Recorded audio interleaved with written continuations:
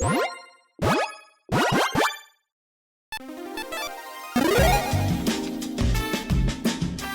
and welcome to the Commander's Quarters. I'm your host, Mitch. Glad to have you here. Here at the Commander's Quarters, we're all about Commander on a budget. Today we have an episode of Commander's 2 Cents. On episodes like these, I give you my own personal take on topics about the format in general and current news.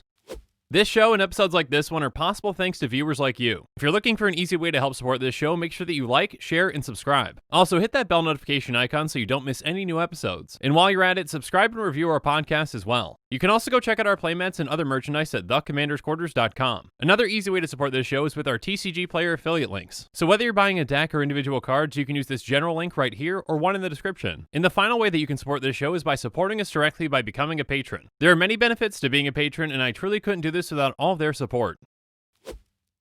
Hey everyone, Mitch coming in from the Commander's Quarters studio. Welcome to the show. So in today's episode, I'm going to talk about how, in my opinion, Cultivate is an overrated card in Commander.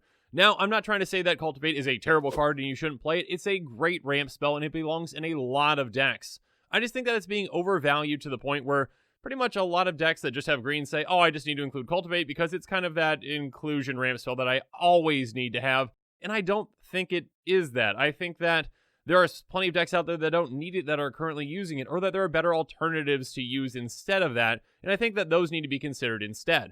Now, obviously, this is a very opinionated episode. It's just my opinion, and I would love to hear yours as well in the comments, so let me know what your opinion is, but please hear me out first on just kind of some points I'm going to bring up. And you know what? I very well might be wrong, and that's okay. So let's jump into things first. So Cultivate, for those of you that don't know, is a sorcery for 2 and a green. Says search your library for up to 2 basic land cards, reveal those cards, and put one of them onto the battlefield tapped and the other into your hand, then shuffle your library. Now, there is another card, obviously, in the same discussion.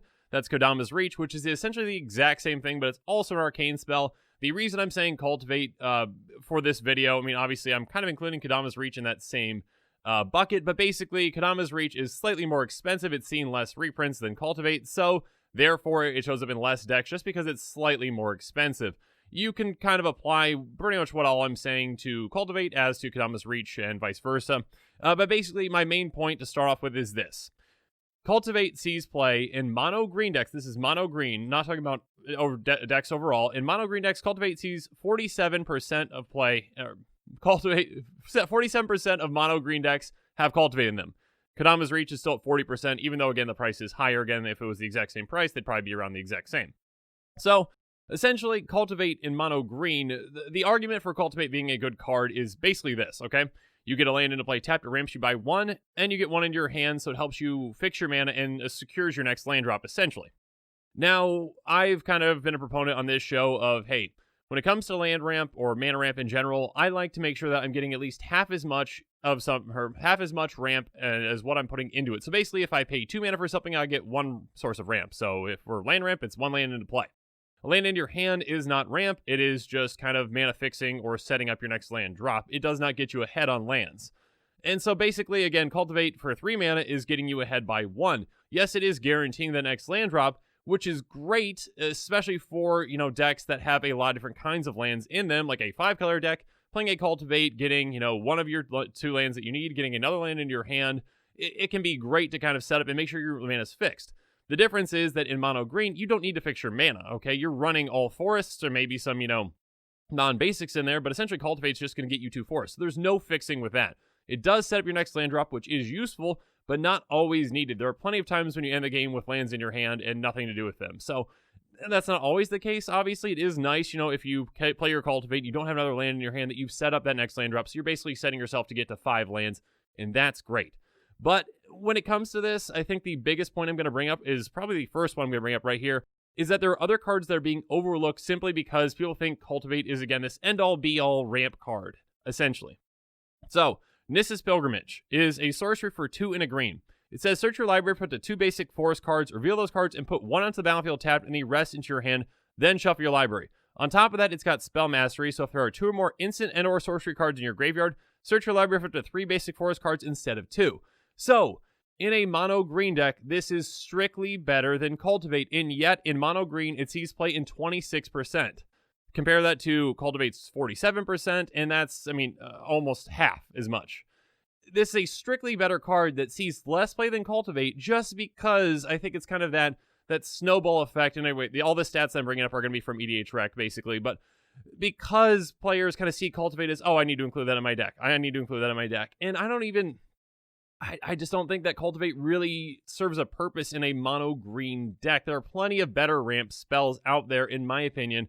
Again, this is just my opinion. But basically, I think there are plenty of better green ramp spells for mono green, especially. Again, Cultivate, and I think it's great in, 5 color, 4 color, some 3 colors as well. But outside of kind of 1 and 2 color, you don't really need to make sure that you're fixing your mana because you've got other ways, if you're ramping by 1, you're essentially getting the land that you need to fix. So yeah, if you've got a green-blue deck, if you cast a ramp spell that costs 2, and it gets you 1 land into play tapped, you go get your island, and that's in the play tapped, and then you fix your mana. Essentially, you don't really need to worry too much about mana fixing more so and having lands in your hand as much. So again, in mono green, getting essentially 3 forests, 1 into play tapped and 2 in your hand is always going to be better than getting 2 forests, 1 into play tapped and 1 in your hand. So that's why Nissa's Pilgrimage should see more play than Cultivate in mono green, and yet somehow doesn't. Some other 3 mana options that I think are great options that kind of get, again, overshadowed by Cultivate, and I don't think they should be. Grow from the Ashes. It's a fantastic one from Dominaria. It's a sorcery for 2 and a green. It has kicker 2. You search your library for a basic land and put it onto the battlefield, and then you shuffle your library. If this spell is kicked, instead you get 2 basic lands and put them onto the battlefield, then shuffle your library. So this one, in my opinion, can just be strictly better in a lot of scenarios. Let's say on turn 3, you've got some lands in your hand, so you don't need to set up your next land drop. That's great. You cast this, you get that land into play untapped, so then you can still cast something else. Maybe you've got another 1 mana spell in your hand. Maybe that's a Wayfarer's Bauble that you happen to just draw, and now you can get that into play as well. But basically, this kind of allows you to use that land right away. So this one, in my opinion, can be better on turn 3. It could also be worse, obviously, if you don't have that extra land in your hand that you need to get with Cultivate. So it could be worse, but it could also be better. Turn 4, they're probably about even, maybe-ish, depends again. But turn 5, this one is just, in my opinion, strictly better than Cultivate because you cast it for essentially 5 mana with that kicker. You're getting 2 lands into play untapped. So this ramps you by 2 lands, and you can use that 2 mana that you basically were going to, or the lands that come into play untapped. So it's just strictly better than Cultivate after, you get to 5 mana. Another 3 mana ramp spell that I think gets slightly overshadowed by Cultivate is going to be Harrow. It's an instant for 2 and a green. It says, as additional cost to cast this spell, sacrifice a land, search your library for the 2 basic land cards, put them onto the battlefield, and shuffle your library. So this one, you can cast at instant speed. So again, anytime you have an instant versus a sorcery, the instant is always better to have, obviously, because you've got that flexibility. You've got the ability to cast it, right before your turn. You can save other mana for other things if you need it. And again, this one allows your lands to come into play untapped, so you can basically just use that 2 mana right away. Again, Cultivate does this one essentially kind of nets you 1 land in play. Yes, you're sacrificing a land, but maybe your deck has some synergies with a graveyard. Maybe you can get that land back. Maybe you've got some other ways to do that. But again, this one kind of allows you to utilize the lands that right when they come in, you get that mana. Cultivate does not do that. And again, this one's a little more flexible. There are certain decks that Cultivate's going to be better. There are certain decks when this is going to be better too. Springbloom Druid is another one that's essentially a Harrow on a body. Basically, it does the exact same thing when it comes into play. It's a 1/1, except those lands come into play tapped. So yes, you can't utilize those lands right away, but if you've got a way to blink it, if you've got a way to recur it, there are other things you can do with creatures. Again, a creature-focused deck that can really use this and utilize it can be better. It can be a better version, not better version of Cultivate, but a better source of ramp than Cultivate can in certain decks. But next, let's move on to another 3 mana sorcery with Search for Tomorrow. And this one I've got under a section called Turn 1 Plays. It's a sorcery for 2 and a green. It says, search your library for a basic land card, put it onto the battlefield, and shuffle your library, and it's got to spend 2 for a green. So this one is a fantastic ramp spell because it's got flexibility. If you've got it in your opening hand and you've got a forest, you can just suspend 2 for a green, and basically this is setting yourself up for a future, basically free ramp on turn 3 that comes into play untapped. And even again, if you've got this, if you don't have it in your opening hand, if you cast it, you get your land into play untapped, so you can still use it if you're casting it for 3. Again, Cultivate can be better in certain situations, but if you've got either in your opening hand, I'd say 9 times out of 10, Search for Tomorrow is going to be better because, again, you're basically casting this right away. You're getting that value on turn 3. You're getting that land without having a huge investment of tapping out for it. Wayfarer's Bauble is, of course, another great turn 1 play that I think still is underplayed. It's an artifact for 1 that you can pay 2 and tap to sacrifice it and search your library for a basic land to put in play tapped. So this one you can kind of, yes, it does cost the exact same amount of mana overall, essentially, right? 3 mana, and only gets you 1 land to play tapped, versus Cultivate is 3 mana, and you get a land to play tapped and 1 to your hand. But this one you can get basically ramp on turn 2.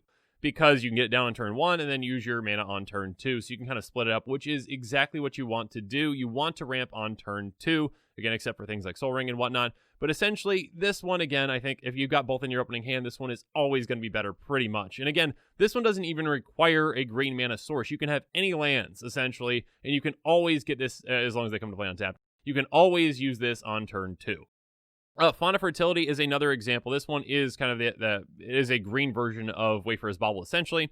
It's enchantment for a green. You pay 1 and a green, you sacrifice, you get a basic land into play, tap, then you shuffle your library. So again, this one has the option of basically getting it down on turn 1 and then turn 2 ramping you, which is always going to be better to ramp on turn 2 than it is on turn 3. It gets you ahead. It makes sure you're not falling behind, essentially.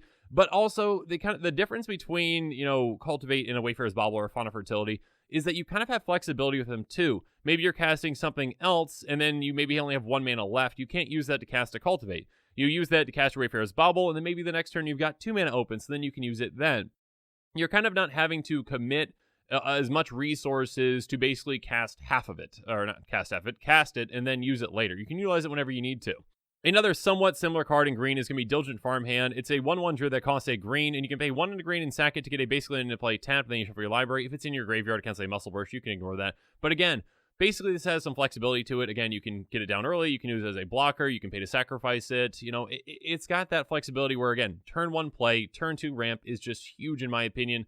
And again, I can't overstate this enough. I do think that turn 2 ramp is always going to be better than turn 3 in almost every situation.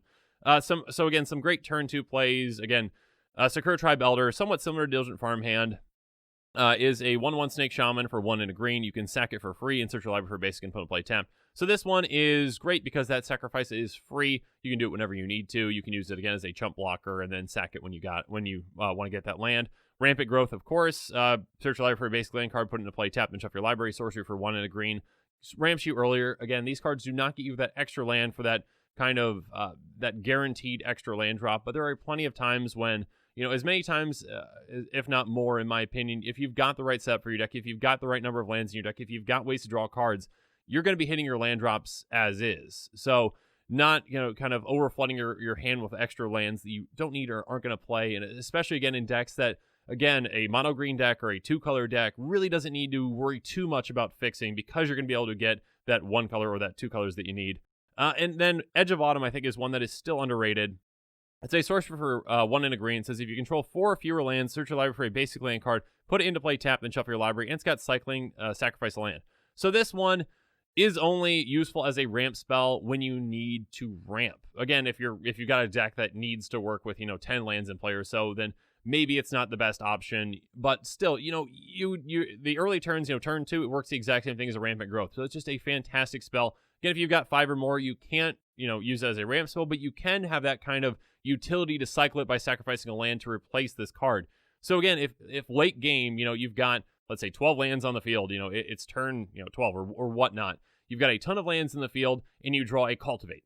That's not going to help you at all. That helps you 0. You draw Edge of Autumn, and that actually does help you because you can just say, okay, I'll cycle it for another card. I can ditch it to get something better.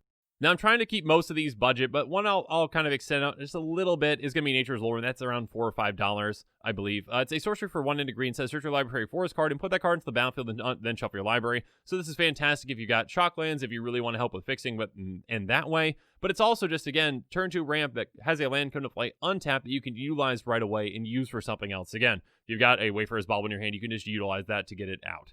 Something like that. One that's not for mono green, but a fantastic ramp spell, obviously, is Farseek, for similar reasons to Nature's Lore.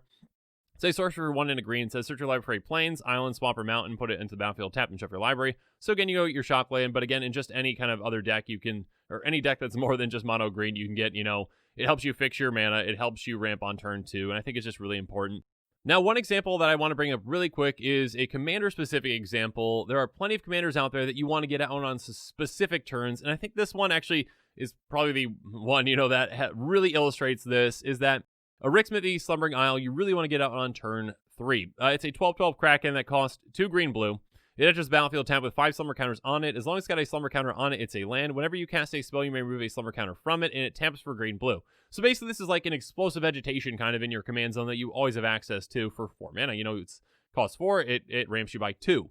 So by, ramping to get to 4 mana on turn 3, you can cast this on turn 3 to ramp yourself so that next turn you play your land and you're at 7 mana on turn 4, which is huge. It's great. And yet Cultivate, which is a turn 3 spell, costs 61. It's in 61% of our Rixmithy's decks, which is a huge percentage. And I think, in my opinion, it's overshadowing. It's being played more than some cards that I think deserve to be in there before it. Because again, you want those spells that ramp you on turn 2, like pretty much all those ones I just talked about, or a Search for Tomorrow that's flexible and that you can cast on turn 1. You want to be able to ramp to get Rixmithy's out as quickly as possible, and Cultivate does not allow you to do that. So again, I think that Cultivate is seen by many, and not just in mono green. Mono green, I do think it's being overplayed. And even decks like this, where, you need to get your commander out on a certain turn. And again, this deck only has 2 colors, so it's not crucial that, you really fix your mana, because you've got plenty of other ways to ramp to just get, that other land, to get that island that helps you fix your mana. That I think that, you need to focus more so on, okay, what ramp spells are best for this deck versus Cultivate, the end-all be-all. This, I just need to include it in decks because it's good ramp and it helps me fix my mana and it helps me get a land in my hand. I think people over-evaluate that getting the land into your hand part. One newer card that I do want to bring up that is a very flexible card is going to be Migration Path. Migration Path is a sorcery for 3 and a green. So search your library to 2 basic land cards, put them onto the battlefield, tap, and shuffle your library, and it's got cycling for 2. So this is an explosive vegetation with basically an additional, hey, you've got cycling for 2 on it. This one, in my opinion, is going to be better than Cultivate in a lot of decks. This one, again, it gives you, 2 lands for 4 mana, so it's giving you half the amount that you put into it, okay? It also is going to help you, again, if you draw both late, which one would you rather have in your hand? You've already got, your 10 lands in play or whatnot. Would you rather draw a Cultivate, or a Migration Path? Again, 9 times out of 10, maybe 10 times out of 10, basically, you want that Migration Path because it's got that option to cycle it. You can ditch it. You can pay 2. You switch it out for something else, and you don't need it. Again, casting the Cultivate when you've already got a ton of lands in play, it's not going to help you out. So you need kind of that flexibility. Yes, on turn 3, if you don't have, if you didn't ramp on turn 2, Cultivate is obviously going to be better because you can't cast Migration Path. But if you ramped on turn 2, you'd rather have Migration Path in your hand so that you can cast that instead of the Cultivate, which basically, gets 2 into play directly versus just, 1 into play and 1 in your hand. So again, I think that Cultivate is a great ramp spell, okay? I do not want to downplay that, okay? Cultivate is a fantastic ramp spell. It's great in 5-color decks, 4-color decks, and a lot of 3-color decks because, you know what? It ramps you, and it helps really fix your mana and get you the lands that you need. But again, in those 1 to 2 color decks, especially 1-color decks, I think it's being very, very much overplayed and overvaluated. And players are just completely ignoring spells that are just strictly better. Again, in mono green, Nissa's Pilgrimage is just strictly better because it can get you, it essentially does the exact same thing, or it can also do something on top of that. It can get you an extra force in your hand. So I think that, again, Cultivate is just seen as this end-all be-all perfect ramp spell. And I think that there are flaws to it. And I think that players need to, again, just kind of evaluate the card when you're thinking about putting it in your deck, instead of just, potentially having this kind of list of ramp spells you use in every single deck. Just make sure that, does this deck need it? Does my Rixmithy's deck need Cultivate in it? Or should maybe I think about some earlier ramp spells that can help me get a Rixmithy's out earlier? That's all I'm saying. So again, this is all just my opinion. There are plenty of opinions on this, and I would love to hear yours. So in the comments below, please know what you think about this. Let me know what your opinion on Cultivate is. Am I completely off base? Did I bring up some good points? I'd love to hear you. So let me know in the comments below. And as always, thanks again, and have a good one. And make sure you're following us on social media for more updates and sneak peeks on future episodes. Again, a huge thank you to my patrons who help make this show possible. I truly couldn't do any of this without your support. If you want to support this channel directly, consider becoming a patron. There are many benefits to being a patron, including being able to vote on future commanders for deck techs. There are even tiers where you get your own personalized deck tech dedicated to you. You can check out all the Patreon tiers and rewards at patreon.com/commandersquarters. If you haven't already, make sure that you like and subscribe to the channel. Here at the Commander's Quarters, we're all about budget commander. So while you're at it, go ahead and check out some of our other types of episodes. And with that, I'm out of here. Thanks again, and have a good one.